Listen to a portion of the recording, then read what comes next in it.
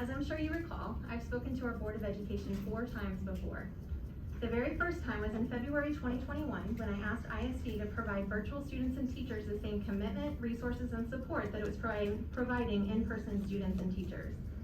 My student's third grade virtual experience was one where he could go days without live interaction from an educator and could finish his whole school day before I finished my morning coffee. When I requested to speak to ask the board to confirm that they would not be leaving virtual students behind, I was placed in closed session, where only the board and ISD leadership heard my emotional pleas. After my remarks, and despite board policy that says speakers can expect a timely reply, I heard nothing. For 1 month and 3 days, I had to follow up. Only then did I receive a reply, one in which ISD leadership thoroughly dismissed me and my concerns, in private, where no one would know what my family and hundreds like us were experiencing.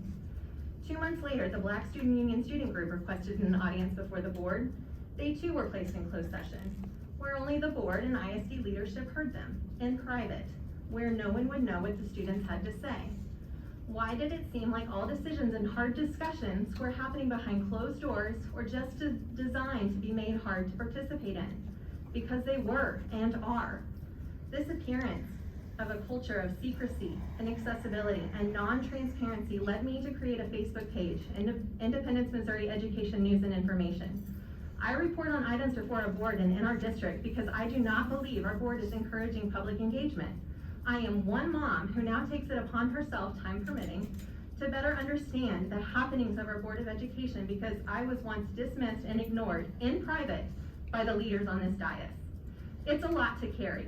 I missed the board's recent morning budget meeting because I couldn't figure out childcare for an early meeting. I almost didn't attend the regular board meeting either. I had so many reasons why that night. It was hot.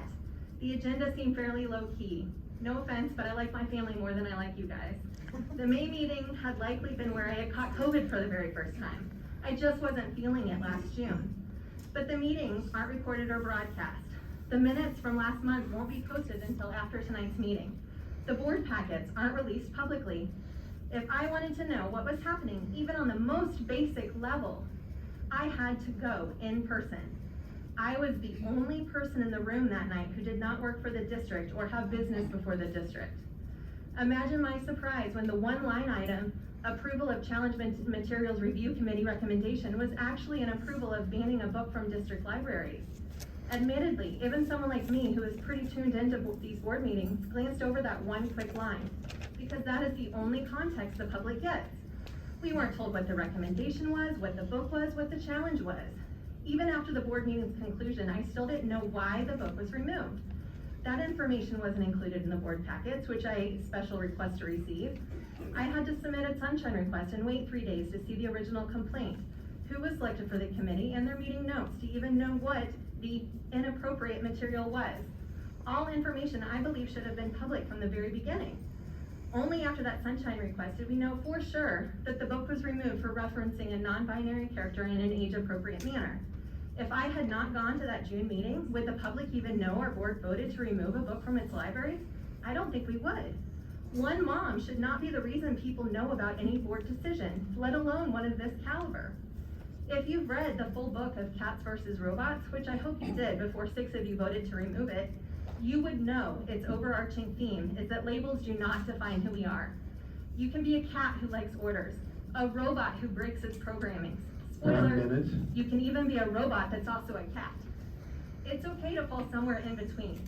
Character Have astutely points out at the end of the book, boy, girl, cat, robot, those are just labels, but people change. Labels can change. We can be whatever we want.